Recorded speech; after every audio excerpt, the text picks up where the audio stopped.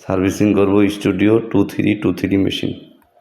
আসসালামু আলাইকুম বন্ধুরা, আমি আজকে স্টুডিও 2323 এডি ফটোকপি মেশিনের তোশিবা মেশিনের কল ফর 449 কেন লেখাটা আসে এই ব্যাপারে আপনাদেরকে দেখিয়ে দিব এবং এই লেখা আসলে কি করণীয়। কল ফর 449 এটা সাধারণত ঠান্ডা থেকে হয়ে থাকে মেশিন, এসি রুমে অথবা ঠান্ডা থাকলে আমি প্রথমে মেশিনটিকে বন্ধ করব,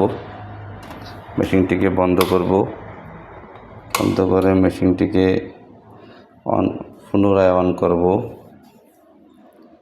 পুনরায় অন করে 08 বাটন দাবাবো।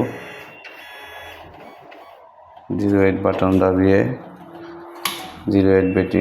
দাবিয়ে তারপরে 2002 বাটন টিপে স্টার্ট বাটন টিপব, ফের 0 করে দিব, ফের ওকেটা দিব, ফের স্টার্ট বাটন দিব। স্টার্ট বাটন দিয়ে আমি মেশিনটিকে পুনরায় বন্ধ করব, বন্ধ করে ফের পুনরায় মেশিনটিকে চালু করব। মেশিনটি সম্পূর্ণ রেডি হয়ে গেছে।